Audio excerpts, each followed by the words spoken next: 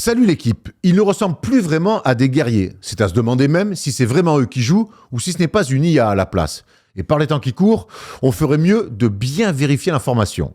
Je serais pas surpris d'ailleurs de recevoir un DM de la part des Warriors me disant qu'ils m'aiment à la folie et qu'un petit PayPal de 800K pourrait bien leur sauver la vie. Là au moins, j'aurai la preuve irréfutable que les Warriors que je regarde depuis des semaines ne sont pas les vrais. Golden State fait désormais aussi peur que Yann Barthès qui te regarde de travers. Je te laisse imaginer l'inquiétude des futurs adversaires. Et pourtant, on ne veut rien changer, soi-disant pour ne pas condamner le futur de la franchise, alors que le présent est aussi cool qu'un patient condamné à qui on refuse l'euthanasie. Drôle de calcul pour des gens qui ont autant gagné, mais qui semblent aujourd'hui avoir l'appétit d'un mannequin qui veut absolument défiler pour la Fashion Week. Pendant que certains ont besoin de 1000 corps en 24 heures pour écrire leur legacy, les Warriors, eux, avec juste une ou deux nouvelles têtes, pourraient agrandir la leur. Mais bon, c'est pas au programme pour le moment. En même temps, avec un gros trade, Steve Kerr serait certainement obligé de recoacher, et ça doit pas lui plaire à Pépère.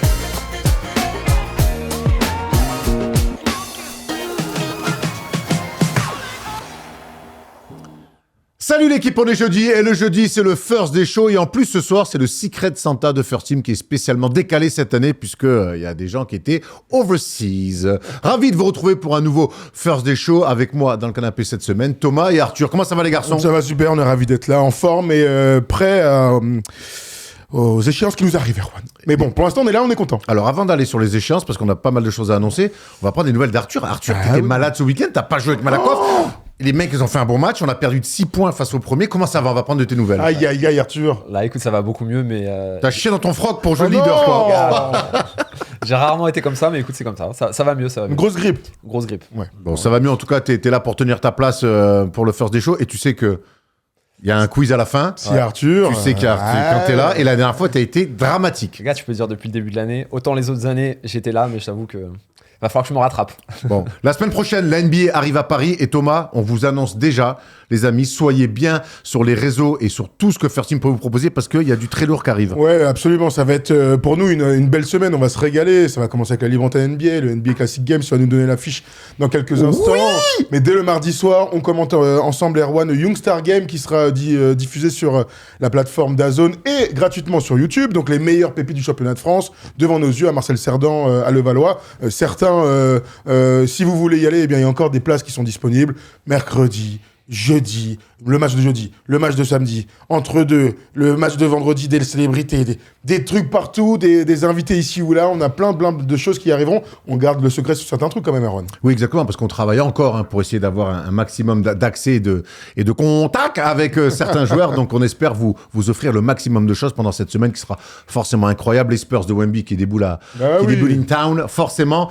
On va vouloir vous offrir le meilleur. Justement, on vous parle de vous offrir le meilleur. Vous savez, le lundi, c'est le Big Monday désormais, parce que ça s'appelle Big Monday, parce qu'à 22h, il y a les NBA Classic Games. Et cette semaine, on va vous proposer un match entre les Knicks et les Bulls, 1995. Michael Jordan est de retour et il va inscrire 55 puntos sur le parquet du Garden avec un final incroyable. Pour ceux qui l'ont vu, ça sera que du kiff. Pour ceux qui ne l'ont jamais vu, je vous conseille vraiment d'appeler tous vos potes, vous faire une soirée spéciale parce que c'est un match d'anthologie, Tom. Tu t'en souviens, Arthur, de ce match ? Je crois que c'est le 3e match après son retour. Tout à fait. Et il remet les points sur les i parce qu'il y avait des petits doutes quand même. Ouais, il avait mis 19, on se souvient, contre Indiana. Il avait mis un game winner contre Atlanta. Et je suis pas sûr que c'est son 3e. Je crois que c'est peut-être un peu plus que ça. En tout cas, c'est la première semaine. Voilà, en tout cas, c'est très rapidement à son retour. C'est très tôt après son retour. Donc lundi soir, 22h, 20h, la libre antenne, comme d'habitude, vous nous appelez. Mais à 22h, ce match classique de chez Classique. Là aussi, on va faire dans du classique sur DAZN dimanche à 19h en clair, vous le savez, sur la plateforme.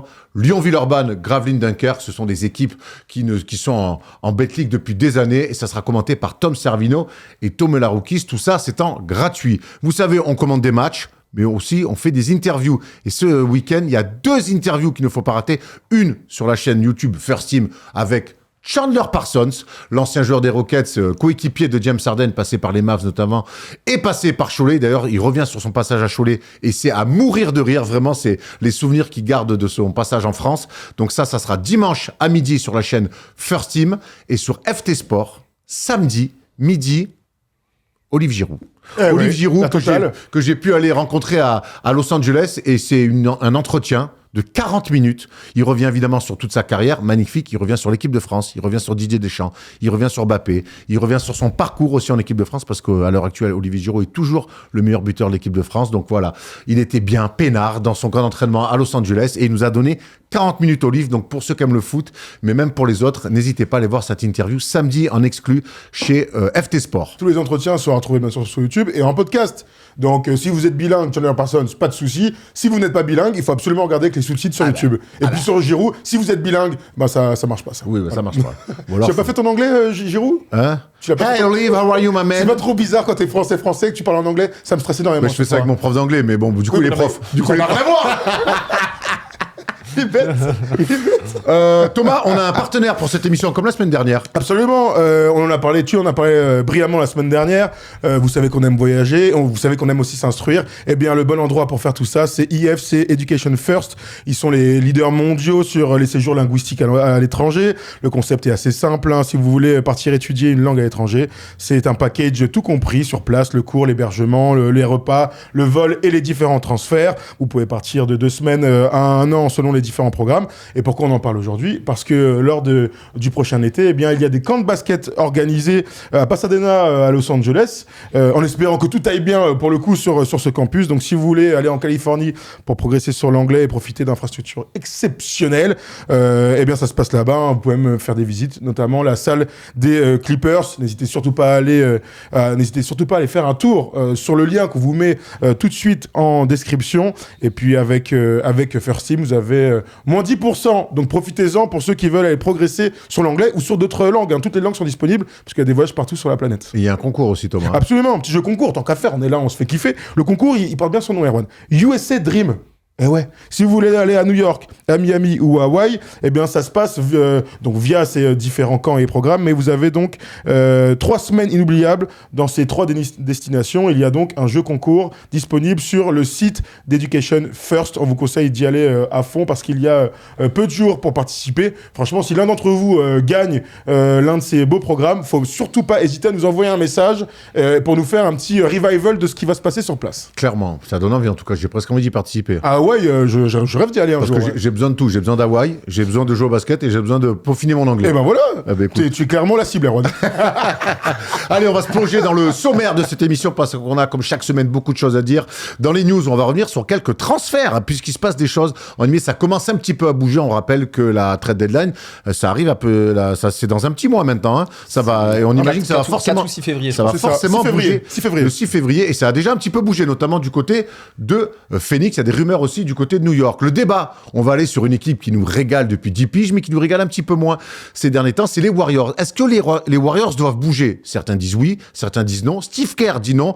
On va se poser un petit peu autour de ce qui se passe sur cette saison des Warriors et surtout sur leur vision de l'avenir. On n'est pas tous d'accord autour du canapé. On fera ensuite une palette sur un joueur dont on parle finalement assez peu, c'est Tyler Hero qui réalise ni plus ni moins que sa meilleure carrière en saison et on ira donc avec la palette en carrière. Quoi, carrière en saison. Même Yoda n'a pas compris, donc c'est vrai. On embrasse Maître Yoda. Donc on ira sur Tyler Hero qui réalise sa meilleure carrière en saison. Non, sa meilleure saison en carrière. Oh, tu parles anglais ou quoi? Dyslexique de ouf, mon gars. Ça, c'est à cause de l'anglais. Et puis, on finira avec le qui suis-je. Excuse-nous, Timothée Chalamet. J'ai pas un Vélib, moi. Hein? Moi, j'ai pas un Vélib, hein, pour arriver. Hein. Ouais, parce que moi, j'ai un bête de MP3 400, je peux te dire que... Regarde-le. Dirigeant de droite, quel truc cata d'arriver en Vélib. CSP+, que tu es. Moi, c'était CP, hein, mon niveau. C'était pas CSP+. Et on finira avec le quiz que j'ai brillamment gagné la semaine dernière. Et puis surtout, s'il y a tuture, c'est qu'on va se la mettre sur les facs. On est prêts, les gars? Allez, on est parti pour les news.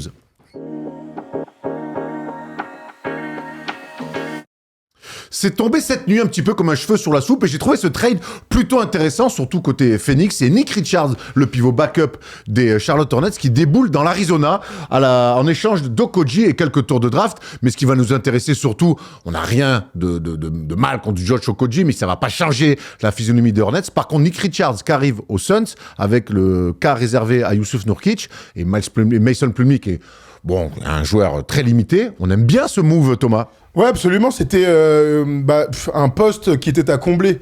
Chez les Suns, ils cherchent depuis plusieurs mois maintenant un pivot titulaire, un pivot rim runner, un pivot athlétique, un pivot défensif aussi, parce que Nick Richards coche absolument toutes les cases de ce type de profil-là. Il est grand, il est athlétique, il est bon contreur, il est plutôt efficace sur des temps de jeu réduits. Donc il fallait faire ce trade qui était clairement attendu. Nick Richards est dans les rumeurs depuis plusieurs semaines. Moi, la question que je me pose, au-delà du fit qui me paraît parfait, et sans parler de Nurkic ou de Plumlee, c'est est-ce que Nick Richards, qu'on n'a jamais vu dans un projet où il faut gagner des matchs, va pouvoir s'adapter, pas à l'équipe, mais aux exigences de Mike Budenholzer et des ambitions des Suns. C'est le vrai point d'interrogation que je me pose à l'heure actuelle. C'est quoi ton point d'interrogation, toi futur là-dessus? Le point d'interrogation, c'est le même, mais je pense pouvoir avoir quelques éléments de réponse. Typiquement, Phoenix, lorsqu'ils font venir un joueur comme lui, je pense pas qu'ils ont d'attente énorme sur en soi le niveau de joueur ou des grosses attentes statistiques pour Nick Richards, mais c'est plus peut-être une greffe. Et personnellement, je pense qu'il est largement capable de pouvoir apporter un petit peu ces éléments de réponse aux Suns. Le gars, c'est pas une superstar, il a pas un contrat de fou. Son objectif, ça va être de faire exactement les tâches dont a parlé Thomas, à savoir aller vite au panier, poser des bons écrans, être dissuasif en défense et mettre des contres. Voilà. Donc, je pense que c'est quand même pas les profils les plus durs à intégrer à un collectif comme celui des Suns, comme tu l'as dit, Tom, un rim runner, de l'écran, de la course, axe panier, protecteur de cercle. Non, c'est un super trade. 5 millions cette saison, 5 millions l'année prochaine. Donc en plus, tu peux voir venir en fonction de ce qu'il va faire. Ça, c'est aussi des profils. Tu sais, il y en a à la fois beaucoup, mais il y en a aussi très peu qui sont très performants. Ouais, donc c'est pour ça que je dis, on va le jauger. Moi, je trouve que c'est un bon trade. Tu as raison de souligner que Josh Okogie, qui a tantôt été bon, tantôt été utilisé, d'autres fois, il est sorti complètement de la rotation. C'est un bon trade, un bon premier trade pour Phoenix, parce qu'on imagine qu'il y en a d'autres qui vont arriver. Ils ont leur pivot titulaire pour cette fin d'année, mais lorsque tu as des ambitions comme celles des Suns, qui sont clairement la finale ou rien, c'est la seule chose qu'on peut espérer à cette équipe, eh bien je me pose la question de, quand tu es dans un projet comme les Hornets, tu n'as jamais gagné, tu n'as jamais eu d'ambition, comment tu fais le changement d'état d'esprit? On a vu des bons exemples, on a vu d'autres qui sont complètement ramassés. Tutur, je vais faire un petit point. PJ Washington, on s'est posé la question il y a un an. Exactement. C'est pour ça que voilà. Et on a vu son run de playoff qu'il a amené jusqu'en playoff. Daniel Gafford, ça marche aussi. Je vais faire un petit point avec les Hornets. Le départ comme ça de Nick Richards, qui était derrière Mark Williams, ça va libérer peut-être aussi une place pour un Français, Moussa Diabaté, qui va clairement devenir là pour le coup backup. Mais clairement, franchement, on était hyper déçus de le voir sortir des rotations ces dernières semaines et de repartir en G-League, vu ce qu'il avait montré sur le début d'année. Là, clairement, en fait, ça lui fait une place en plus. Et je pense que c'était aussi dans l'esprit des Hornets, lorsqu'ils ont fait le trade avec Richard en l'envoyant à Phoenix, de pouvoir réintégrer potentiellement Diabaté. Diabaté, pour l'instant, c'est du tout bénéf pour n'importe quelle équipe NBA. Le gars, il a un contrat, un two-way contract. Il est plus que performant sur le très peu de minutes que tu peux lui donner, sachant que de temps en temps, tu lui en donnes un petit peu, des fois un petit peu plus, des fois rien du tout. Le gars, il dit rien. Son objectif, c'est d'avoir un contrat. Donc là, ce qu'ils sont en train de lui dire, c'est: mon petit, je vais te donner un petit peu plus de temps, fais tes preuves et tu verras que ta valeur sur le marché, elle va pouvoir augmenter et tu pourras avoir ce que tu veux. Il y a un mec qui a plus de valeur sur le marché NBA et donc qui est allé en Europe. C'est Dennis Smith Jr. qui cette semaine donc a signé du côté. Il a signé au Real. Ouais, rien que ça. Il a signé au Real Madrid. Donc le Real qui est actuellement, on voit ainsi, signe au Real à 27 ans, débarque donc en NBA en 2017. On s'en souvient, 9e du côté de Dallas. Ça s'est pas très bien passé à Dallas, à New York et partout. Pas mal au début quand même. Aux Hornets, un petit peu bien les 2 premières années. La première année, c'est pas mal. Il est avec Luka, quoi. C'est ça le problème. C'est ça. En tout cas, aujourd'hui, il se retrouve du côté du Real. Le Real qui est 3e en championnat, qui est 7e en Euroleague. Qu'est-ce qu'on pense de cette signature d'un joueur ultra athlétique, pas spécialement connu pour un QI basket ultra développé, dans un contexte FIBA, dans un contexte au Real Madrid où il va jouer aux côtés de Facundo Campazzo. On y croit pas? Écoute, moi on pense à Lonnie Walker par exemple qui a signé à Kaunas et avec qui ça se passe très bien. Ouais, il y a plein d'autres exemples. Alors peut-être c'est vrai que là ce qui m'interroge un peu plus c'est que généralement les joueurs américains qui ont des carrières un petit peu ratées et qui débarquent en Europe dans des grosses écuries d'Euroleague, c'est quand même un petit peu plus des créateurs qui ont plutôt un bon tir fiable, etc. Denis Smith, je dis pas qu'il a passé pas ces qualités-là, mais disons que c'est quand même plus un joueur qui joue sur son énorme physique, mais il y a toujours tellement de surprises, et ces gars-là sont au final tellement talentueux que tu vois, je m'interroge et je me dis que ça se trouve son intégration elle va être largement réussie. Alors on sait que sur les premiers matchs, on avait vu Kendrick Nunn ou Lonnie Walker de temps en temps qui ont du mal sur le jeu européen, sur les exigences, parce que c'est un basket qui est complètement différent, mais franchement je suis assez excité, et je pense que si le Real fait ça, connaissant l'institution, c'est qu'ils ont quand même un petit peu de garantie et que leur cellule de recrutement a quand même dû travailler. Donc hâte de voir ce que ça va donner, et je pense que ça peut donner un bon élan pour la deuxième partie d'Euroleague du Real. Ils étaient aux abois parce qu'ils cherchent un meneur depuis quelques temps. Le Barça et le Real d'ailleurs sont à la recherche d'un meneur depuis longtemps, même si Campazzo est là. Tu l'as dit Erwan, moi je suis très excité. En fait, dès qu'il y a des profils scoreurs athlétiques qui arrivent en Euroleague, je me pose toujours la question de est-ce que ce qu'on imagine des standards NBA, qui est vraiment le meilleur niveau, on le dit tout le temps, ces mecs-là qui sont des journeyman, qui n'ont pas du tout confirmé, lorsqu'ils arrivent dans des grosses équipes, avec une institution très forte, avec un jeu hyper établi et tout, est-ce qu'ils vont réussir à s'éclater, eux, à prendre du plaisir et puis à performer? Parce que quand il arrive, on n'imagine pas un mec qui va tourner à 5 points par match, malgré pléthore dans l'effectif du Real. Donc ouais, c'est une vraie question que je me pose. Après, là, ces dernières années, on a tellement de bons exemples sur des mecs comme ça qui performent. Kendrick Nunn, tu viens d'en parler, mais Shabazz Napier, on l'a vu hier avec le Bayern, il a eu des hauts débats, mais c'est des bêtes de joueurs d'Euroleague. Casson Edwards aussi, dans la même équipe en ce moment. Il y a plein de joueurs NBA journeyman talentueux qui arrivent en Europe et en fait qui sont directement parmi les meilleurs sur leur poste. Donc Desmond Junior, on va voir très rapidement s'il fait partie de ce gratin-là quelque part d'Euroleague. J'y crois pas une seconde moi, mais personnellement. Ah ouais, non, parce que le comparatif avec Kendrick Nunn, il est intéressant, mais Kendrick Nunn, il a les rênes de l'équipe. C'est le daron, c'est le papa. On a fait de la place à comment il s'appelle, à Kaunas. Ouais, tu vois, on aurait pu dire que Slukas avait les rênes aussi, tu vois, où oui, mais c'était le patron. mais... C'est différent, si, mais ce que je veux dire, c'est que je pense que je pense très bien, mais ils ont vraiment besoin des deux. Peut-être il y a un combo scoreur. Moi, j'ai pas le mec. J'adore Moussa, mais c'est pas un combo scoreur, tu vois. Moussa, il est pas assez athlétique, tu vois, il est 2 spi, mais je pense c'est le meilleur scoreur de Euroleague, les gars. Je suis d'accord avec toi, mais je te parle d'un profil différent. Ouais, en fait, moi aussi, je suis plutôt d'accord avec ça. C'est vraiment les combos scoreurs. Donc les mecs qui vont jouer mais les mecs qui sont archi forts aussi avec des meneurs plus académiques. Je vois les qualités que peut amener Dennis Smith Jr., mais je suis curieux de voir la place que vont lui faire le Real. Il y a Campazzo, il y a Moussa, c'est 2 des meilleurs joueurs NBA sur leur poste, de Euroleague sur leur poste. Est-ce qu'ils vont lui faire la place que le Kaunas a réussi à faire à Lonnie Walker? Je demande à voir, sachant que c'est un mec qui en plus a pas un tir ultra fiable. C'est l'interrogation. En NBA, moi je crois quand même que tu sais, et on le ressent, nous on l'a bien senti aussi, même à nos niveaux minables, quand tu joues à un très haut niveau et que tu baisses, tu vois, mais juste un petit peu, 1 ou 2 niveaux, t'as une confiance et une attitude qui est tellement différente. Donc, c'est la curiosité avant tout. Ah oui, mais quand t'es un joueur NBA qui, quand même l'année dernière, a fait quelques sorties intéressantes, ici ou là, dans la NBA qui est parfois nébuleuse, voilà, il arrive là, on va lui dire, frérot, tu vas avoir quand même quelques ballons, parce que j'imagine pas qu'il va rentrer 5 minutes, ça n'a aucun sens de prendre un mec comme ça. Écoute, on verra bien en tout cas. Les Knicks aussi sont à la recherche un petit peu, ils creusent sur le marché. Et ce marché pourrait bien les amener à un pivot, Jonas Valanciunas, le pivot lituanien qui est clairement en attente du côté des Wizards, qui fait son taf. Honnêtement, il fait pas de bruit, il fait un joli 11-6 et 8 rebonds en backup d'Alexar. 30 millions sur 3 ans, c'est un bon coup, une bonne idée pour les Knicks. C'est un bon coup pour toutes les équipes. C'est ce que j'allais dire. C'est un bon coup pour toutes les équipes. Et les Lakers aussi en rêve. C'est pas la peine de faire les Macs comme ça quand je vous parle. Ce gars-là, honnêtement, depuis le début de l'année, on le voit dans tous les packages possibles dans les idées de transfert, parce qu'il a un contrat à 10 millions l'année, c'est plus que cadeau aujourd'hui pour ce qu'il est capable de pouvoir apporter, à savoir un gars, c'est pas un croqueur, il va faire le taf en défense, il va mettre ses points, il est adroit sur la ligne, il est capable d'apporter un peu spacing, en gros un super backup. Tu m'étonnes que toutes les équipes elles le veulent. On avait parlé lors d'un précédent débat ici de la faiblesse de rotation intérieure à New York. On a un tableau là-dessus, regarde. J'espère qu'ils vont essayer de se mettre dessus. Après, le vrai truc, c'est que s'ils vont chercher Valanciunas, c'est parce qu'ils ne comptent plus sur Mitchell Robinson. Ils ont abandonné. Non, mais voilà, Merci. Là, il y a une rumeur qui sort. C'est parce que Mitchell Robinson, visiblement, n'est pas en état de revenir. Parce que, au vu de la valeur de Mitchell Robinson dans la franchise des Knicks, ils l'adorent. Dès qu'il peut jouer, ils le font jouer, etc. Ça veut dire que Mitchell Mais- Robinson n'est plus un joueur Il a, de il a NBA, démarré peut son plus jouer, quoi. protocole là. Il a démarré son Exactement. protocole. Mais Mitchell Robinson, il a marché sur une mine ou quoi? C'est quoi le souci? Mais en c'est fait- c'est encore des physiques fragiles, quoi. Les mecs, il y a des mecs qui ont plus ou moins de chance. 31 matchs la saison dernière. Cette ouais, année, il peut il a pas fait. jouer. Donc, il n'a pas commencé Il peut encore pas jouer, sa le mec. saison. Je crois que les Knicks ont raison de commencer un peu à tourner la page Mitchell Robinson. Et puis surtout, bah là, ça va envoyer un signal à absolument toutes les autres franchises que si même eux qui l'adorent, ils sont pas capables de compter dessus, bah c'est que c'est vraiment catastrophique. Il y a des gars comme ça, aussi forts qu'ils soient, qui sont fragiles physiquement.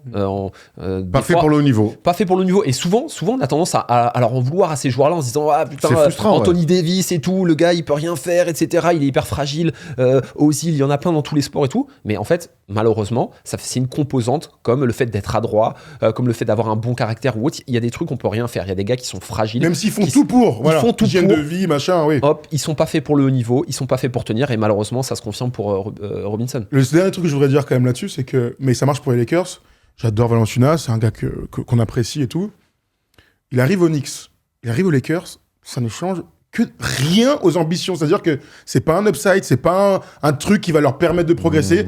Les Knicks ont besoin d'un pivot défenseur intelligent. Valanciunas, il est pas du tout dans ce rôle-là. Donc c'est pas du tout ses qualités. C'est même pas lui que je remets en cause. C'est là les Knicks, ils jouent avec Le fit avec ils jouent avec l'équipe. Karl Anthony Towns. On n'arrête pas de dire, et moi le premier, ils gagneront pas parce qu'à un moment donné, ils seront pas assez bons dans la dissuasion, pas assez bons sur pick and roll en défense, et pas assez bons au rebond défensif. Valanciunas, il va pas changer grand chose sur les gros trous béants que la défense des Knicks a. C'est relou, Nick Richards, du coup, il est déjà parti du côté de Phoenix. C'est ce profil qu'il leur fallait. Un peu, Un peu. tout à fait. En tout cas, Valanciunas, on parle de lui là, il va pas changer grand chose dans l'idée. Après, le deuxième sac peut être un peu meilleur que s'il y avait. C'est Jericho Sims hein, qu'on a encore vu hier. Bon bah. Le problème, c'est que là, tu as raison, il y a ce profil-là qui est clairement. Et le profil idoine, il n'empêche que là, il y a tellement personne derrière. Oui, bien sûr, c'est Au vrai. bout d'un moment, il faut juste mettre un mec un peu d'expérience. Déjà, tu Oui, c'est vrai, step t'as raison. up à minima. C'est vrai. Jusqu'où je te rejoins assez sur ton analyse, mais au moins là, il faut un mec. Il faut un mec parce que quand Towns est dehors, c'est très très compliqué. On va du côté de Miami, Thomas, parce que à Miami, il y avait Dallas, la série. Là, il y a Miami et Butler. Le feuilleton continue. Eh oui, Jimmy Butler a été suspendu, ça vous l'avez vu, mais en plus, ils ont même requalifié sa suspension. Donc il a raté plusieurs shoot-arounds, donc clairement il fait la gueule à sa franchise. Il a réclamé des vols privés, alors c'est un peu plus technique que ça. Officiellement, il n'a pas envie de voyager avec l'équipe, il préfère partir en jet de son côté. Bon, on a appris grâce à Chris Hines que sur les 5 vols a priori manqués, il y en aurait 4 il y a quelques saisons en playoff lorsque son père était Pendant les très finales. malade. Pendant Pendant les les finales contre Denver.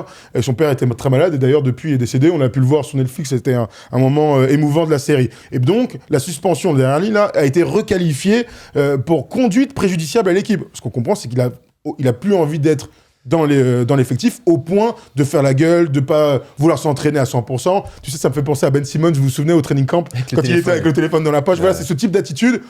Au vu de ce qu'il est payé, quelles que soient les raisons de leur brouille, ce qu'on peut comprendre, hein, une fois il y a une rupture, coach, état-major et joueur, je pense quand même que continuer à être sérieux, jouer le jeu pour les coéquipiers et tout, c'est plus important que faire la gueule, surtout quand t'as 35 piges, quoi. C'est pas un jeune joueur, c'est un mec qui a beaucoup d'expérience. C'est l'air sur quand même ce qui se passe là. Le divorce, il est pas simple. Bah c'est super moche. Honnêtement, Jimmy Butler, c'est un joueur que foncièrement j'adore et que je respecte. Tu sais, j'ai adoré les épisodes et tout. Bref, ce qu'il est en train de faire, c'est catastrophique. Mais en fait, quand on se rend compte et qu'on regarde un petit peu en arrière, il y avait des bribes un petit peu. Il a toujours fait ça. Il a toujours fait Bah ça. oui. Des bribes, il a toujours fait ça. Il a une attitude détestable. Philly le garde pas Mais- parce que Tobias mais Harris est un meilleur Minnesota. joueur, hein, parce que l'autre il est gérable. Ouais, tout simplement. Et Minnesota, c'était la même chose avec les entraînements, les déclats catastrophiques qu'on avait pu entendre ici par là. Honnêtement, moi, je comprends pas. Et en fait, j'ai l'impression qu'il est un petit peu décalé parce qu'aujourd'hui, sa valeur sur le marché, alors c'est un superbe joueur, mais la valeur d'un joueur sur le marché, tu as son contrat, il est catastrophique son contrat. Alors peut-être c'est sa dernière année, il lui reste une player option. Son âge, le gars, il a 35 ans, il est dans 89, il va avoir 36. Et ses blessures. Le gars, il est tout le temps blessé. Donc aujourd'hui, quelle garantie, comment est-ce que tu peux, entre guillemets, oser te comporter comme ça, sachant que tu as envie d'être tradé, que ton big boss, c'est Pat Riley, qui est un des dirigeants les plus durs et les plus orgueilleux de la ligue, si ce n'est le plus. Je ne sais pas dans quel état il se met, mais en tout cas, c'est très difficile. Et puis tout à l'heure, tu disais, au vu des sommes qu'il gagne, En attendant, il joue pas, donc il se lance des amendes qui sont monstres. Donc il perd énormément aussi d'argent maintenant. Donc je sais pas quel est son calcul. J'espère pour Miami, parce que c'est très moche pour eux, qu'ils vont pouvoir trouver une solution.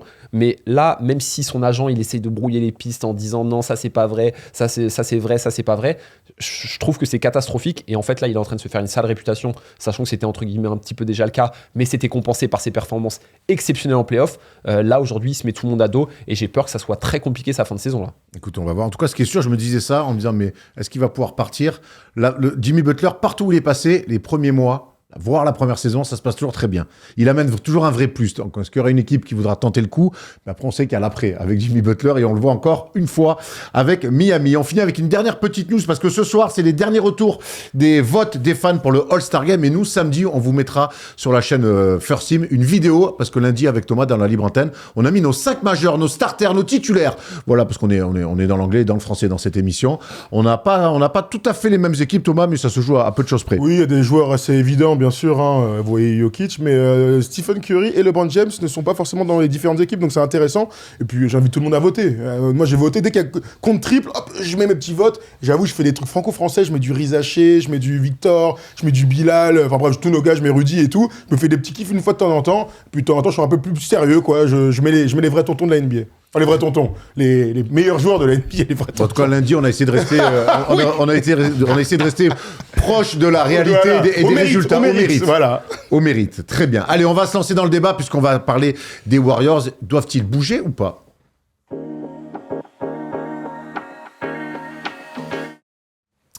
Ils font parler d'eux en ce moment et pas pour forcément les bonnes raisons. Les Warriors sont quand même repassés 10e de la conférence Ouest, donc premier spot pour se qualifier en play-in après leur victoire à Minnesota 116-115. Ils ont eu chaud après avoir mené de 24 points dans le premier quart-temps. Il n'empêche, on a envie de se poser cette question autour des Warriors. Doivent-ils bouger? Doivent-ils monter un trade? C'est la première question que j'ai envie de vous poser comme ça en l'état des lieux. Cette équipe-là, telle qu'elle est, qu'est-ce qu'elle vaut aujourd'hui dans la conférence Ouest? Bah, moi, je vais te dire, hein, elle vaut la 10e place à laquelle elles sont. Elle vaut un bilan à 50-50, à peine équilibré. 20-20. Enfin, ouais, 50% de victoire. Et pas beaucoup plus. Pas beaucoup plus. Hein. Là, pour répondre froidement à ta question, c'est ma réponse. Ce qui est terrible, c'est que on se rappelle que on a déjà pas mal parlé des Warriors, en bien, en mal aussi. On se souvient de la preview où on n'imaginait pas une équipe être très très haut. Puis on a en mémoire aussi, 2 semaines plus tard, ce bilan incroyable de 12 victoires et 3 défaites avec une attaque de feu, une attaque retrouvée, un Buddy Hield dans les chaussons de Klay Thompson, une vraie hype autour même. Hein. T'avais réhabilité Steve Kerr à ce moment-là aussi. On était tous surpris par ce super début de saison. Bon, depuis, c'est 8 victoires. Hier, c'était la 8e et 17 défaites. Et donc, ils sont rentrés dans le rang. Mais comme beaucoup d'équipes de la conférence Ouest, on a eu l'occasion d'en discuter ensemble là, dans Clutch hier, la conférence Ouest était tellement dense qu'en fait, on ne peut plus attendre, hors OKC, à des équipes qui font des runs de 2 ou 3 mois.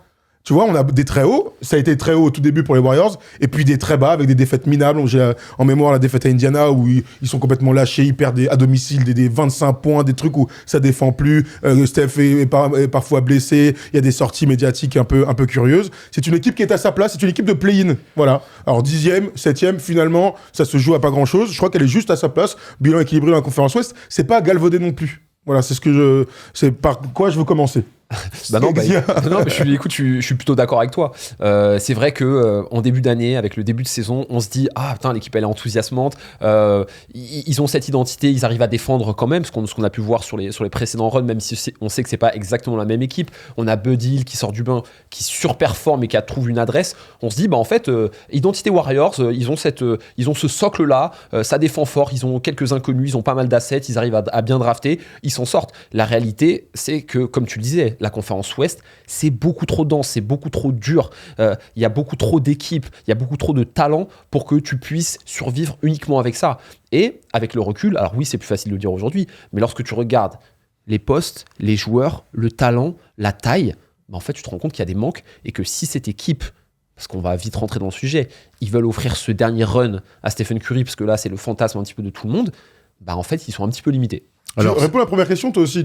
Dans ton esprit, qu'est-ce que vaut cette équipe? C'est intéressant. Ouais, mais moi, je vous rejoins là-dessus. Je vais pas dire elle vaut pas moins, parce que quand tu t'appelles les Warriors et que pour moi, quand t'as Steph Curry, et peut-être que je me trompe, mais pour moi, quand t'as Steph Curry dans l'état dans lequel il est encore à son âge, bah, tu te dois d'être beaucoup plus ambitieux que ce qu'ils sont. Après, je rejoins Arthur, quand on prend le roster, et on peut le regarder le roster, je sais pas si tu l'as envoyé, mon Tom Servino, ben oui, il y a des manques partout.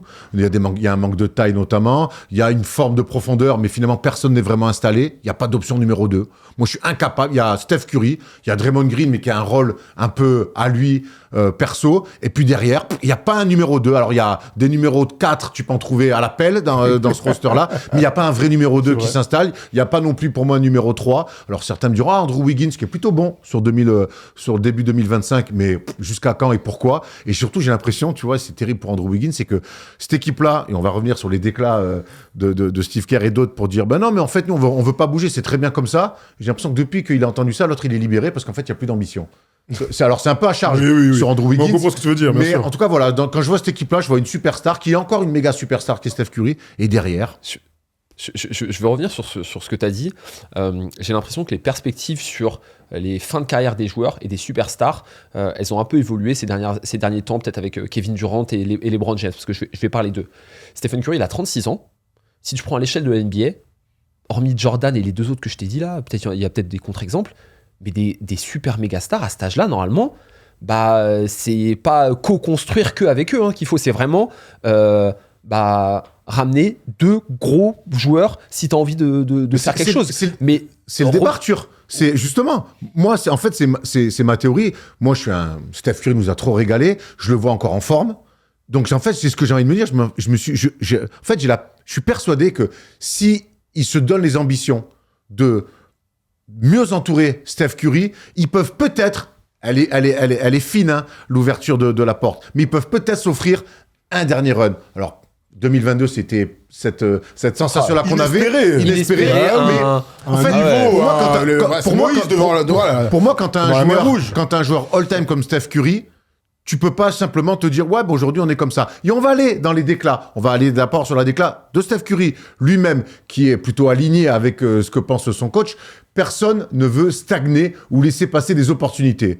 Mais ça ne veut pas dire qu'on est désespéré et qu'on est prêt à balancer nos assets partout. Il faut faire attention aux mouvements désespérés qui hypothèquent l'avenir. Bon, très bien, c'est un peu tiédasse. Je trouve très curieux qu'un joueur, en plein milieu de saison, ait ce genre de sortie. Après, c'est pas un joueur, c'est Steph Curry. Tu vois, là, il faut toujours mettre en perspective qui le dit, dans quel état d'esprit le dit. Steph Curry, jusqu'à preuve du contraire, est le meilleur ambassadeur de sa franchise.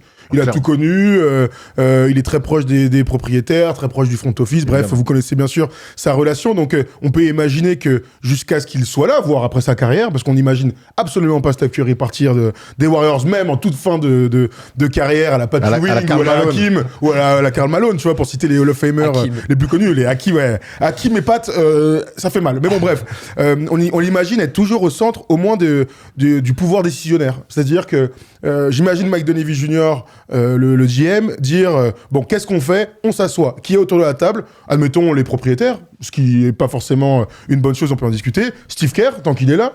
Ah, mais j'ai l'impression que lui. Et Draymond Green. Tu vois, c'est collégial. On n'est pas que joueurs, nous. On est omnipotent dans les décisions et l'avenir de la franchise. Justement, Draymond Green, il s'est prononcé lui aussi, et voilà ce qu'il a dit.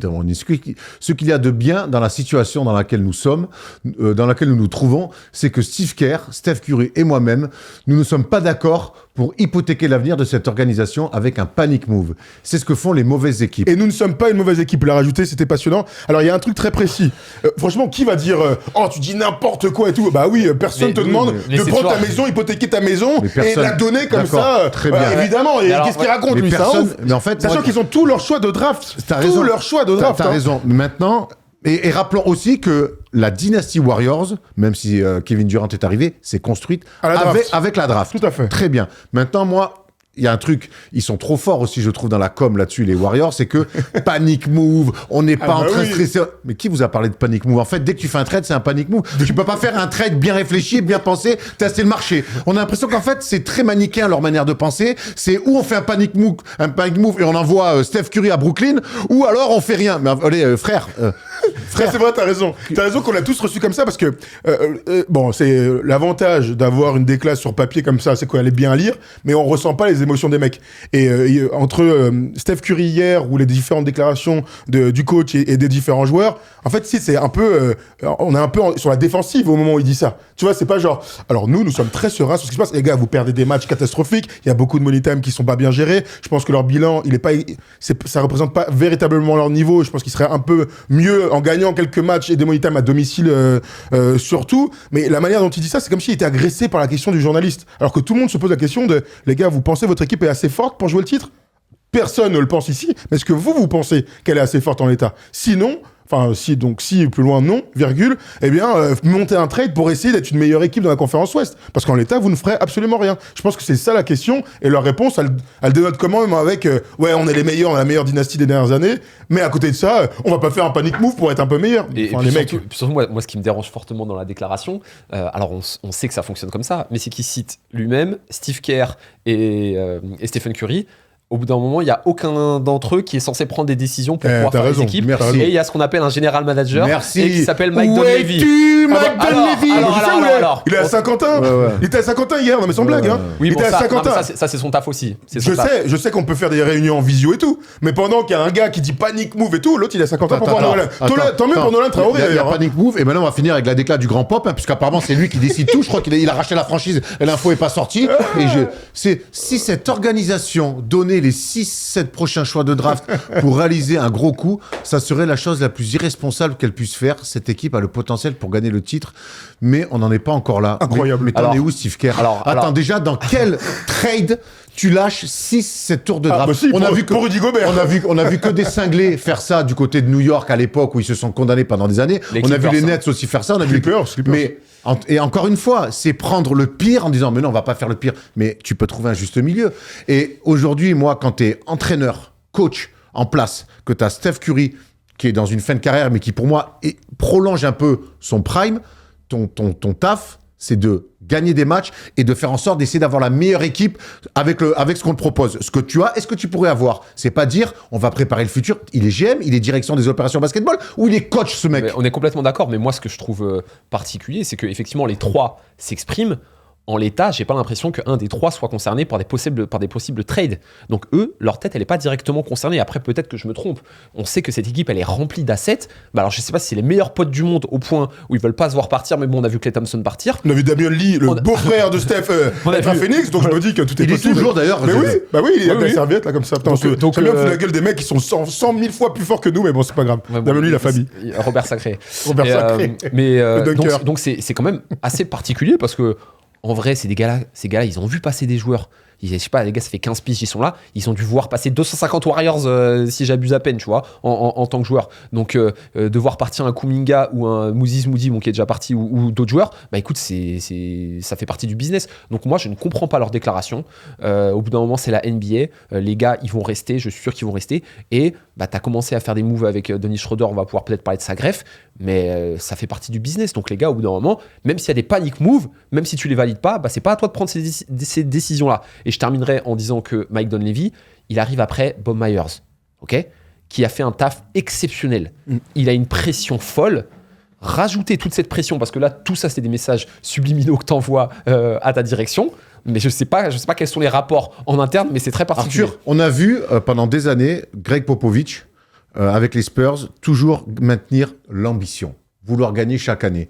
Et il y a eu le trio qui a eu des moments un peu durs. Il y a eu des choix qui ont été faits avec Tony de pas garder garder plus Ginobili. On a vu Phil Jackson avec les Bulls, avec les Lakers. Chaque fois qu'il coachait, il y avait de l'ambition. Aujourd'hui, moi, je vois un coach 4 fois champion NBA, qui a connu l'une des plus belles dynasties de l'histoire. Grand bravo, un style de jeu, développement de joueurs all-time, bravo. Et aujourd'hui, ce mec-là, en tout cas, j'ai l'impression que l'ambition, c'est plus important. Je suis surpris même de la part de Steph. Alors, je sais pas si Steph s'aligne pour pas créer parce que c'est plutôt le genre aussi à arrondir un peu les angles, mais ce qui me surprend le plus chez Draymond Green, chez Steve Kerr et chez Steph Curry, c'est qu'en fait, j'ai l'impression que dans leur discours, ils ont plus envie de gagner. Et ça me surprend. Je pense pas. Moi, j'ai du mal à imaginer que... Les déclats vont dans ce sens. Mais c'est de la com. Après, au bout d'un moment, il faut aussi dire la vérité. C'est de la com. Ils disent ça. Je pense qu'ils sont sur la défensive, mais c'est de la com. on est les premiers à savoir qu'entre ce qu'on va dire à la caméra et ce qu'on pense au fond de nous, c'est pas forcément la même chose. Et encore heureux, on est des êtres humains. Voilà, donc à leur niveau de notoriété, encore heureux qui balancent pas tout ce qu'ils ont en tête. Donc on peut imaginer que ce soit que de la com et que au fond, McDonough Jr., entre un petit week-end à Saint-Quentin et un autre, je sais pas où, peut-être qu'il réfléchit à monter un trade avec les assets qu'ils ont, parce qu'ils ont des assets de ouf. L'autre chose aussi, et t'as commencé à en parler, ils ont fait un move cette année. Ils sont allés chercher Dennis Schroeder à Brooklyn. C'était une très bonne idée, on l'a tous dit, Oui. pour deux choses. La première, c'est la vision basket. Donc là, on revient au coach.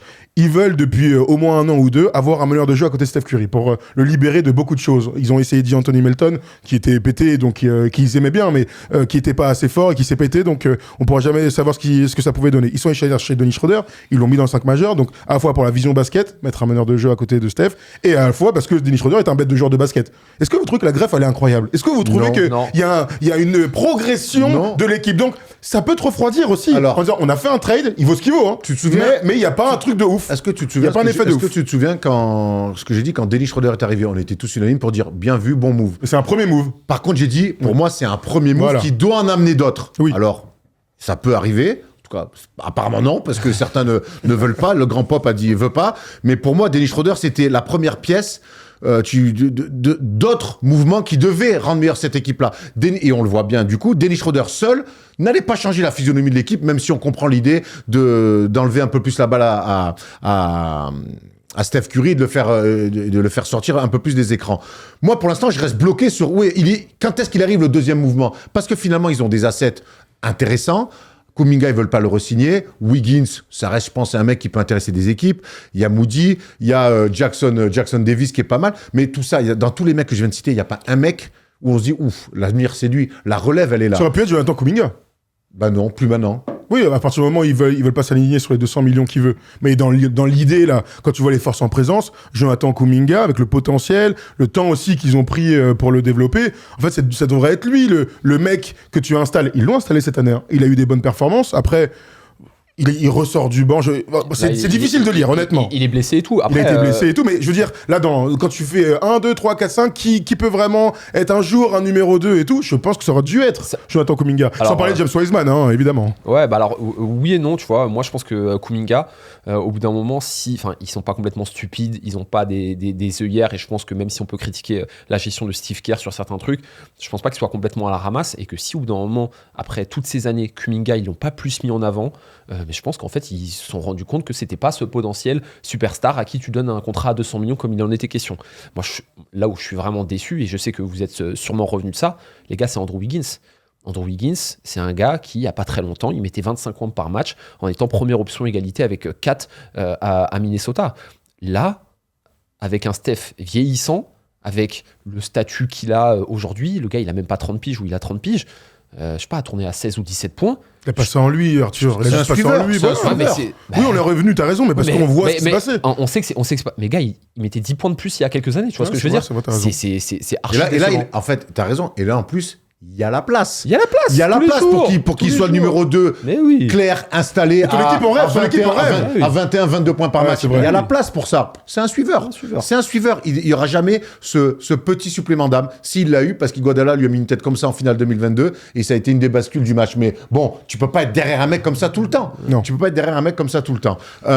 En fait, j'ai l'impression, quand j'entends Steve Kerr et Draymond Green et Steph Curry, c'est que donc Steph Curry a 36 ans, il nous régale encore. Hier, il fait encore un début de match, 4 sur 4 à 3 points. Et une fin de match, hein. Une fin de match aussi exceptionnelle. Exceptionnelle. Donc Steph Curry, il a 36 ans. Les Warriors, aujourd'hui, il n'y a plus d'ambition. On prépare déjà l'avenir. On est déjà en train de préparer l'avenir.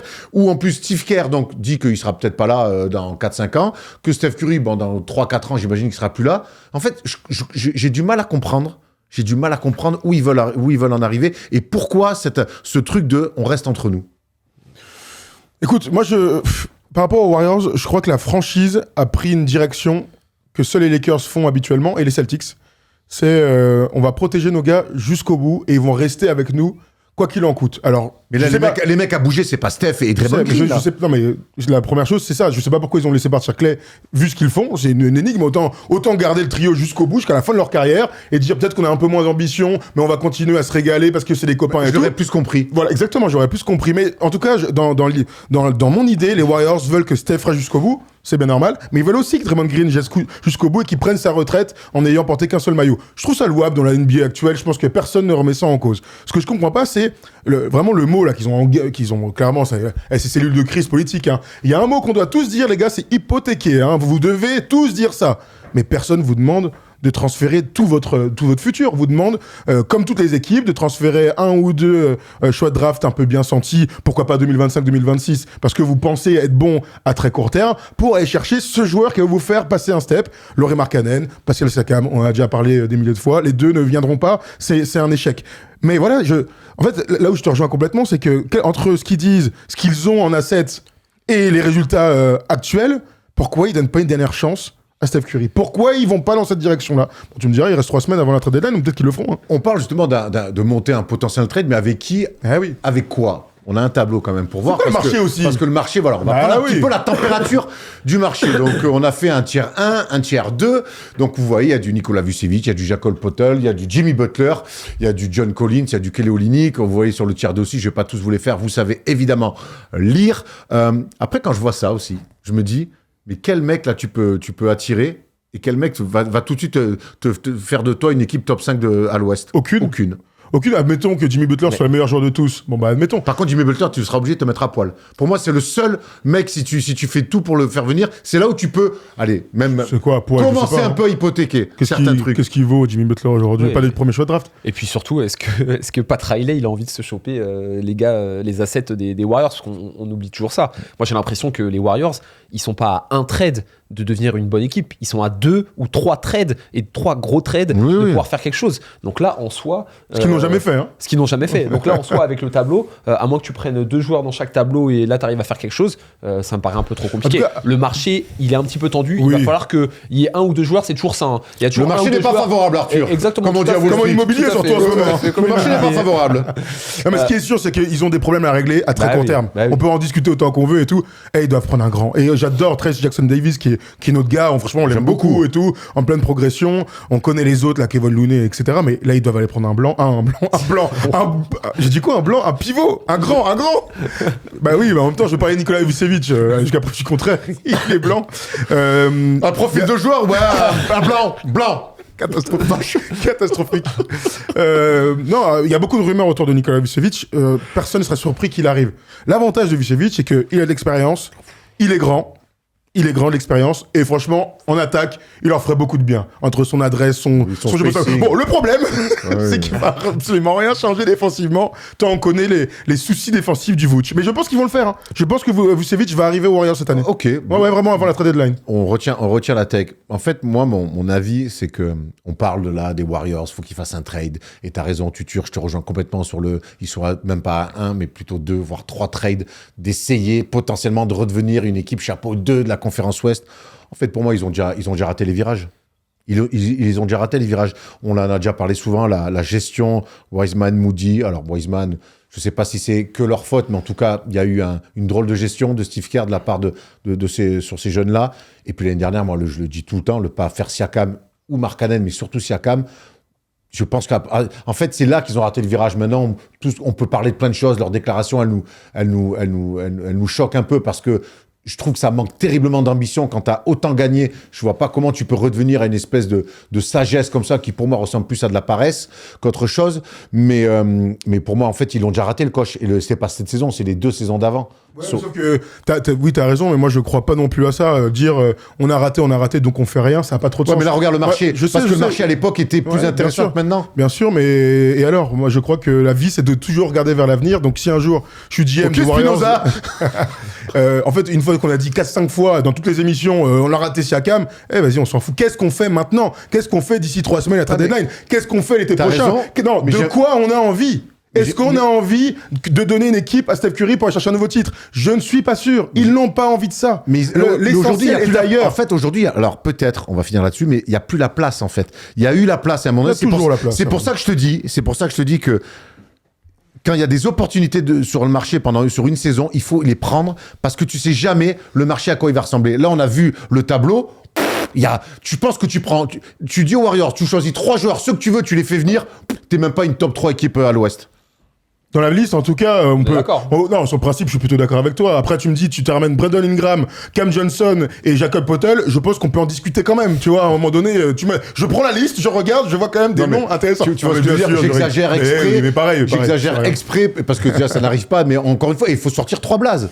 Oui, non, mais on est plutôt d'accord. Il y a le côté sportif où nous, on a envie. De toute façon, ces Warriors, on les a vus grandir. Steph Curry nous a régalé avec Draymond Green, avec Klay qui n'est plus là. On a encore envie, tant que pour moi Steph Curry sera dans la ligue, j'ai envie que les Warriors soient ambitieux. Et c'est vrai que ces discours-là, moi, me blasent un peu. J'ai toujours envie de voir que sportivement, ce mec-là pourra un jour jouer, comme avec LeBron et les Lakers. Maintenant, la réalité, elle est aussi tout autre. On sait que la NBA est un énorme business, que les Warriors sont l'une des franchises qui rapproche le plus de pognon, et que cette franchise, même si sportivement, elle est redescendue un petit peu en gamme, dans le business, par contre, Thomas, ça remplit les caisses. Elle n'est pas redescendue en gamme. Elle est, d'un point de vue sportif, moins intéressante par rapport quand on fait la comparaison à il y a 10 ans. Mais la réalité de la NBA et la réalité de la vie, c'est une histoire d'équilibre.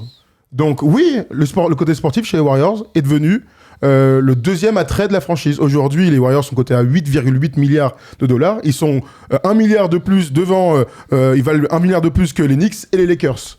C'est eux qui gagnent le plus d'oseille de toute la NBA. On parle de 800 millions de revenus, hors sur les revenus purs. Le but des Warriors, c'est d'avoir le Chase Center rempli. Ils n'ont pas construit une salle à 1 milliard pour qu'elle soit à moitié remplie et qu'il y ait des problèmes. Comment tu fais pour remplir une salle chez les Warriors? Il faut que Steph Curry soit sur le terrain.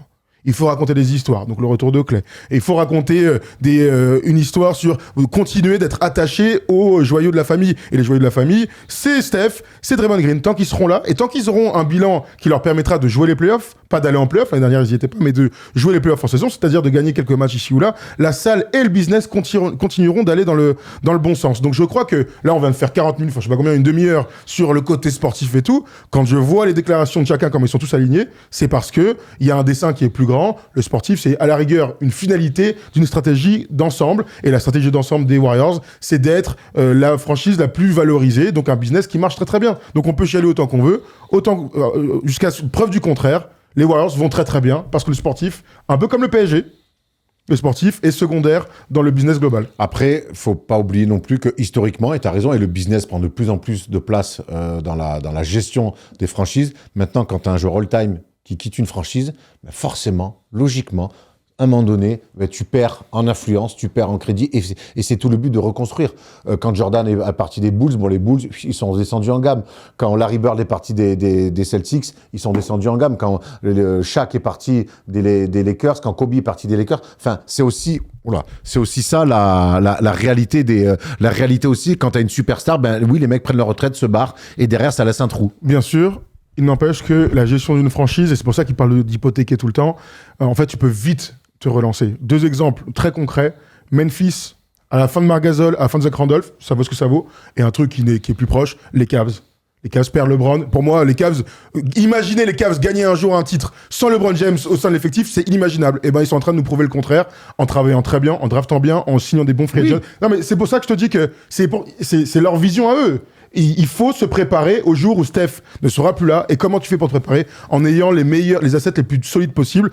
Et la meilleure manière d'avoir des assets possibles, solides, c'est d'avoir tes propres choix de draft. Voilà, c'est aussi ça, la réalité de la NBA, de pas tomber dans un creux et aller en Ligue 2. Je pense que là, on a compris. On va quand même repartir un tout petit peu sur le sportif côté Warriors pour voir les cotes un petit peu de ces Warriors pour cette fin de saison. Et on va voir chez nos amis de Winamax, Thomas, que les finales NBA, bon, bah, c'est pas les grands favoris. Ouais, on a pris que les équipes de la conférence Ouest, les amis, et donc ils sont 8e. Ils sont quand même derrière les Clippers et les Lakers, c'est derrière les Wolves. Ils sont devant les Rockets, ça c'était quand même étonnant. Mais à part les ultra fans des Warriors, ou ceux qui ont certains dons, on va dire, psychiques, imaginez les Warriors se qualifier, même pour les playoffs, ce serait quand même une énorme take. Alors les imaginer aller en finale NBA, c'est pratiquement impossible. Vous avez vu les cotes Winamax, vous savez que Winamax est notre partenaire et nous aide dans le développement de la chaîne. Si vous voulez jouer avec nous et Winamax, ça se passe comme ça. Tu le sais, nous sommes soutenus par Winamax, donc viens jouer avec nous sur tes sports préférés. Si tu aimes le basket américain et même tous les autres baskets, eh bien ça se passe chez les copains de Winamax. En collaboration avec Wina, nous avons cette offre de bienvenue avec le code FT10 et le lien en description. Lors de ton premier dépôt, tu es automatiquement remboursé jusqu'à hauteur de 100 € et on t'ajoute même 10 balles en bonus. Important, le jeu est strictement interdit aux mineurs et peut comporter des risques, donc on ne joue que des sommes que nous sommes prêts à perdre. Dites-nous dans les commentaires quelle fin de saison vous imaginez pour les Warriors. Vous les voyez en play-off ou pas. On rappelle que l'année dernière, les Warriors n'ont pas fait les play-offs. Ça avait été quand même assez curieux. 2 saisons d'affilée sans play-off pour les Warriors. Bon, je ne sais pas si c'est bon pour le business, mon Thomas, mais je ne vais pas te relancer. Par contre, tout de suite après ce petit jingle, je vais te relancer la main parce que c'est le moment de la palette à Toto. Il va briller le coquin.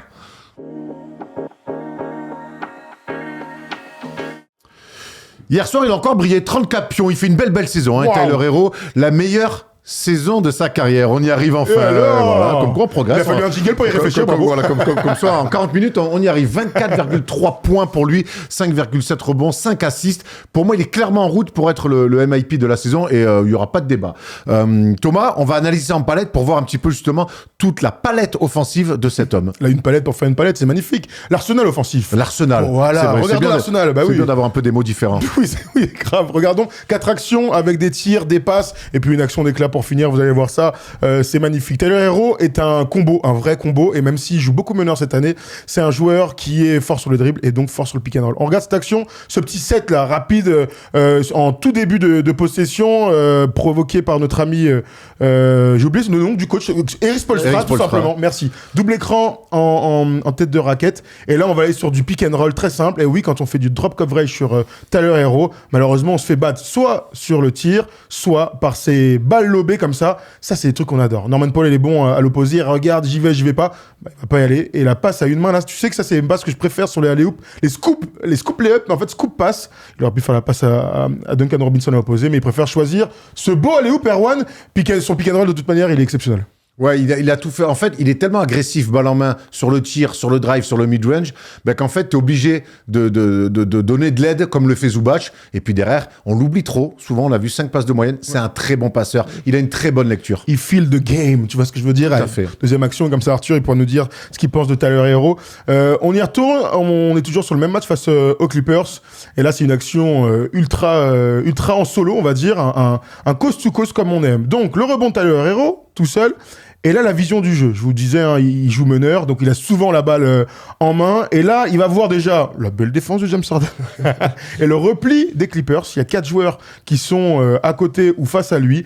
Et on va apprécier ses qualités d'accélération, un bon dribble. Il va voir l'écart. Il y a peut-être une petite passe à faire. Mais non, les gars, ils sont trop forts de toute manière. Droite-gauche, finition. Il y aura même il y a une petite faute même de Chris Dunn. Ça, c'est les actions aussi qu'on aime en NBA lorsque les gars sont en pleine confiance. Ils n'hésitent pas à jouer à 1 contre 4 même. Ouais, bah non, écoute, c'est un joueur d'instinct, c'est un gars qui kiffe scorer et avoir la balle dans les mains. Écoute, il voit que la défense, le repli est pas à fond. Les gars, ils ont une opportunité. Hop, 1-2 petits espaces. Les gars, ils sont pas connus pour être des grands défenseurs. Donc écoute, je vais mettre 2 points tranquille en transition. C'est pas une action à la Arthur Sen aussi en N3 ? Non, pas du tout. Pas du tout. Style. Absolument pas son style. Mais moi, ce que je vois, c'est que on sait qu'en NBA, il y a certains oublis défensifs. Tous les oublis défensifs, chaque fois, il les sanctionne. Par de la vitesse, notamment, par de la lecture. Là, on voit, il prend le rebond. Oh, ok, les mecs, ils replient en tongue, lay-up. Il a vraiment cette qualité tout le temps de transformer toutes les erreurs défensives en points marqués. Et là, c'est de l'âme de pur scoreur. Hein. C'est un peu, ça me fait penser à du Tony Parker quand il prenait ses rebonds, qui voyait que la défense, elle était pas en place. Hop, t'es rapide, 1, 2, 3 dribbles, tu vas au terrain, tu vas traverser le terrain, tu vas mettre tes 2 points tranquille. Allez, troisième action, on enchaîne tout de suite avec Tyler Herro, donc, qui vit plutôt bien le fait que Jimmy Butler ne soit plus là. Et là, on va aller sur... des actions de classe. Ça a l'air simple comme ça, mais c'est quand même, en termes de lecture de jeu, des choses qu'on apprécie. On est contre la super défense du Magic d'Orlando. Alors oui, il y avait un point d'écart dans ce derby floridien, mais on va quand même suivre. Hein. Ils sont en 3-2, il y a une défense, et donc quand il y a une 3-2, vous savez qu'il y a un endroit où il faut aller. Eh ben oui, c'est soit dans le short corner, soit derrière la première ligne.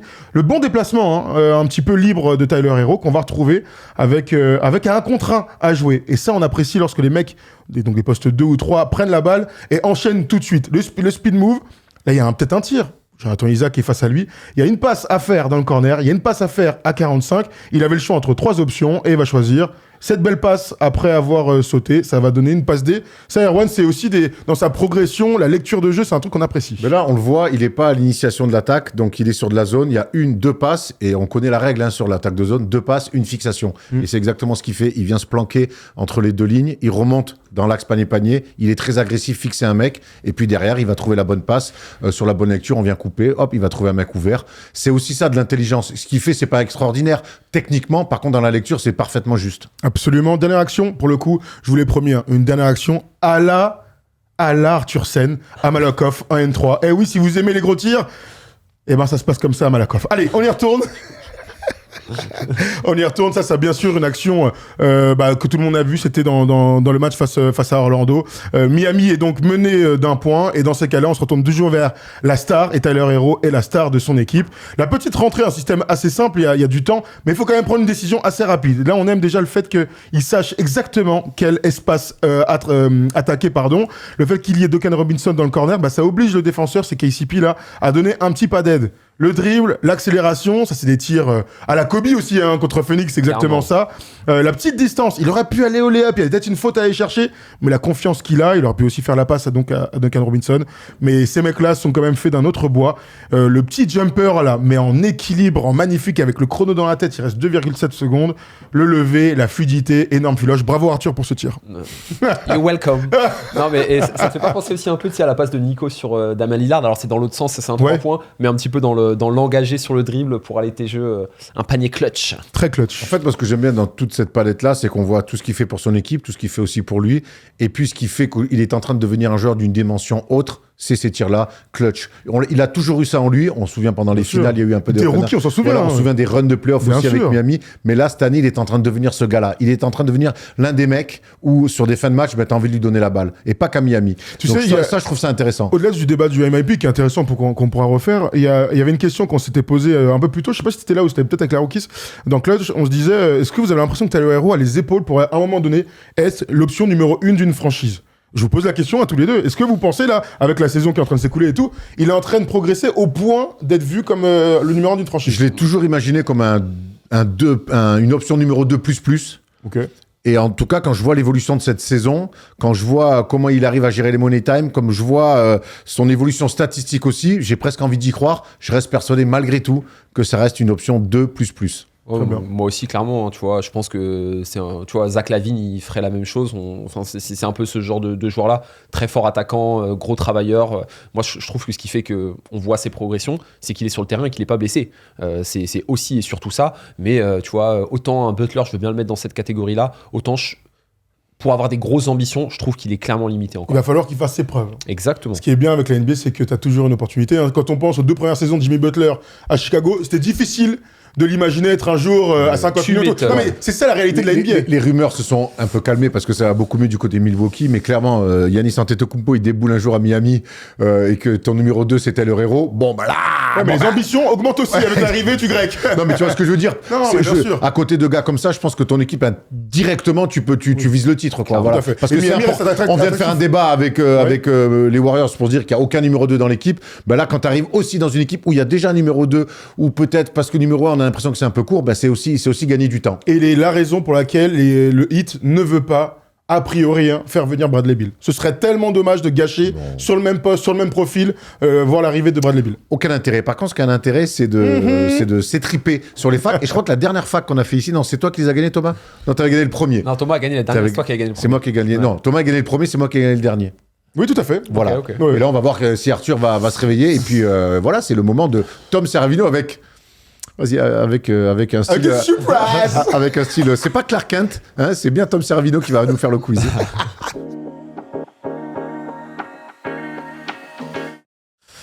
Ouais, qui dit fin d'émission dit quiz. Et oui, salut les gars, ça va? Ok, Don Diego de la Vega. Allez, sortez tous les noms. Sortez tous les noms. Tu l'as gagné ou Tornado, enfin, parce que ça empêche. Écoutez, ne tentez jamais de changer de coupe à First Team. Oh ben moi, ça risque pas d'être le cas. Ça peut vous porter préjudice. J'ai tenté ce matin de mettre un peu de gel. T'as pas une petite danse, un petit mouvement de genou, un truc? Putain, je sais pas pourquoi j'ai tenté ça. Est-ce qu'on peut, s'il vous plaît, dans les Ah commentaires, ouais, mais... valider? Ah voilà! Il est là, Clark. Clark. Ouais, c'est l'homme Ma qui marche sur man. une jambe qui me fait ça. en Moi, plus, j'avais ça, Chandler ça peut Bing aussi, non Tout à fait. Dites-nous à qui nous fait penser mon Tom Servino. Allez, dire. J'espère des gens Énumération, peut-être. plutôt beaux gosses. Ah, Bon, Brad Pitt. Ah, bon, allez, trop. trop. arrête. Ah, allez, on va directement sur le quiz parce que l'émission est déjà très Allez, vas-y, longue, les vas-y, amis. vas-y. Allez, pas Ah de bon, elle est suspense, on va sur un Kelfag. Bien sûr, on a fait plus d'une allez. heure d'émission. Allez, mon tutur. En Allez, plus, c'est je t'ai bon. envoyé les noms, plus d'excuses maintenant. C'est parti, on part tout de suite avec Colantoni, Duke. North Carolina. North Carolina, Allez. 1-0. Baron Davis. UCLA. Allez, je le donne à Thomas. Ah bon Ah, il faut Oh, du vas-y. suspense. Jerry Stackhouse, North Carolina. 2-1. Mais oui. Allez, Arthur. hein. Iman Shumpert, Georgia. Georgia, putain. Tech. Georgia Tech. Il merci. Oh non, il est laid celui-là. il mais est bon, en très même temps, très faut pas laid, se mais il tromper, faut hein. être là. Vas-y. 2-2-0. Deron Williams, Illinois. Illinois Putain. 2-2-1. Et Derek White, Villanova. Non. Né- Colorado. Colorado. Oui, Mais oui, Colorado. Bravo. 2 partout. Oh la vache, quel stress. Jalen Howard. Qui ça? Jalen Wake Howard. Forest. West Forest. Ah ouais, T'as Forest. vu Putain, j'ai pas qui Ouais, parler, ouais, j'ai rien. Et Jalen Howard, pardon. Putain. Cam Whitmore. Ah, ça, c'est trop. putain. Arizona Attends. J'ai moins celui-là. Mort. Putain. Oh là là, j'ai suivi en plus, je suis Je sais pas, minable. je sais Villanova. Ah bon? Je savais pas. Ah bah non, j'avais On repart avec un facile avec Zach Lavine. UCLA. UCLA, putain, UCLA. tu dors, Erwan. 3 partout et 2, c'est ça? Oui. 3-3-2. Steve Kerr. Arizona. Non, Arizona, Saint-John. c'est- Arizona, bravo. Les bravo. Wildcats. Putain. Ça, Oui, c'est- oui, oui, c'est- c'était l'autre. Attends, c'est quoi les scores là? 4-3-2. Bradley Bill. Florida. Putain, bah, bravo. Le petit break qui Putain, on fait, est il mauvais, reste 4 j'avais- noms et il y a 5-3-2. Brandon Roy. Villanova. Washington. Oh, je suis Aïe, mauvais. aïe, aïe, aïe. Je suis mauvais. 6, il n'y a plus le droit à l'erreur. Sabonis Domantas. Gonzaga. Gonzaga. Bravo. Très fort, bravo. Vas-y, termine, c'est bon. DeAndre Jordan Texas A&M. TXS AM, ouais. et Jaren Jackson Jr. Texas. Texas. Ah, non, Non. Jackson Jr., Michigan State. Michigan. Michigan State. Bravo, Erwan. Bravo, Erwan. Qui pour Chaud, l'instant là. domine les Kelfak cette saison. Bravo. Même Et- si le Georgia Tech. Ah, mais c'est pas moi, c'est toi Ouais, qui je l'as eu, sais, en je plus. sais. Attends, Ouais. Georgia, bah, c'est pas Georgia. Hein. Vas-y. En plus, on en a parlé cette semaine, On Erwan. est précis ici. Allez, on part sur le qui suis-je. Putain, j'arrive pas à me regarder, c'est horrible. Un peu Pourquoi alambiqué. t'as fait ça en fait? Ah, Vas-y, chevalier. les écoute pas, t'es beau gosse. En fait, j'ai un... Eh, le G en 2025, t'en mets jamais et tout? On dirait Brandon Walsh dans Beverly Hills. Non, mais j'ai un projet un peu de laisser passer. Allez, Dylan mais- McKay, au revoir. Le qui suis-je. Prom night ce soir, le mec. Ah ouais, Costume c'est 3 clair. pièces. Je suis né le 11 septembre 1985. J'ai donc 39 ans. Aujourd'hui, j'ai quitté les parcs NBA en 2019, après 15 ans dans la ligue quand même. Ah ouais. Mais, commençons par le commencement. Pour corser un peu ma carrière, je ne vais pas vous raconter tout le début. Ah oui, quand même. Sachez juste que je débarque dans la ligue en 2004 et que je resterai dans une franchise en Californie jusqu'en 2008. À l'été 2008, je signe au Heat de Miami qui recherche quelqu'un à la main. Finalement, c'est le rookie Mario Chalmers qui prendra toutes les minutes et moi, je ramasse que les miettes. C'est pour ça que dès le 7 janvier 2009, je serai utilisé en monnaie d'échange chez les Grizzlies. Mais je suis coupé dans la Wow. foulée. Pour me relancer, je passe par la G-League. Et c'est finalement à OKC que je retrouverai des minutes. Encore une fois, l'aventure sera de courte durée. Je vous refais mon parcours. Une franchise californienne de 2004 à 2008. 2007-2008, je fais une saison blanche. Puis je me relance à Miami, puis OKC. Rick Minor. Mais ma vraie relance sera avec Washington. 26 matchs de joués, dont 18 dans le 5 lors de la, Smith. lors de la fin de, Butler. lors de la fin de saison 2009-2010 où je tourne à 8 points et 4 passes. Ah, c'est un meneur, je suis bête. Le 14 juillet 2010, je signe un contrat de 2 ans avec Charlotte. Oh, c'est qui ça, frère? C'est Journeyman, c'est Journeyman, hein? En 2010-2011, je rejoue ma première saison pleine en NBA avec 73 matchs comme backup de Didier Augustine. Pargo. Oh, pas mal. En 2011, je suis envoyé à Milwaukee où je joue presque 30 matchs dans le 5 avant le lockout. Oh. Vous m'avez pas? Alors je vous rajoute une petite info. En 2004, je suis drafté 4e. Mais laisse, non. 4ème en 2004? Revenons à 2012 où je vais jouer dans 2 équipes durant la saison, les Wizards à nouveau et puis Cleveland. Mais il faudra attendre 2013 pour que ma carrière ait vraiment un sens. J'ai 28 ans et je signe à Brooklyn. Le Sean Livingston. Sean Livingston, ça part ici. Je suis titulaire avec les Nets. avec les Eh oui. Clippers. J'étais obligé. Ah oui, oui, Avec oui. les Drafté Clippers par au les début, Clippers. Blessure grave, saison oui. blanche. Bravo. Ah, Miami, il est bien celui-là. Miami, ah ouais. Ah oui. Ah ouais, Sean Livingston, incroyable. C'est une J'étais mission. tellement Et pas gros. en fait, il est très dur si tu dis pas le début. Oui, oui. Ah ouais. Bien, c'est bien, Et c'est bien de bon. décortiquer Ouais. comme Je ça. l'avais absolument Et c'est- pas, et genre. c'est surtout bien quand c'est moi qui gagne. Sans faute, Ah, Erwan. putain. Je tiens à dire que je fais un début d'année 2025 Ça d'exception. t'a fait du bien, LA. Ouais, ça m'a fait du bien. Et les- En même ouais. temps, moi aussi, je veux bien prendre un mois de vacances à l'étranger et revenir. Vacances. T'as vu toutes les interviews qu'il y a ce week-end? Ah, c'est du travail ça? Je crois que c'était que du plaisir. Faut savoir, Erwan. Oh non, non, non, non. Moi aussi, je vais prendre un mois de vacances, je vous l'ai pas dit, mais je pars tout février au Zimbabwe, tranquille, Ouais, bah, faire ça des interviews. De qui du coup? Eh ben, t'inquiète pas, je vais trouver. Hein. D'accord, Zimbabwe. Oui, j'adore ce pays. Ok, super. Merci mon Tom. T'es beau gosse, t'es beau comme un cœur. Donnez-lui de la force. Ouais. Hop, Saliba, il est sur le marché apparemment. Pour avoir une coupe comme ça. Le mec là, du bal, quoi. c'est quand la prochaine saison de Heartlaker à vif? Du coup, Écoute, on est en tournage. On est en tournage, ça se passe plutôt bien. ça explique la coupe. Merci Toto. Merci Arthur. Merci, les gars. mon futur. Merci à Léo. Merci à Paul et Jérémy en régie. Merci à Aymen qui a failli arriver un jour. On t'embrasse, mon grand, et on va s'occuper de toi sérieusement. Merci à vous. On se retrouve lundi pour une semaine exceptionnelle puisque la NBA, vous le savez, déboule à Paris. On aura des interviews, on aura des insides. On sera évidemment sur place. Soyez bien avec nous. Rendez-vous lundi pour la libre antenne. Ciao, ciao l'équipe.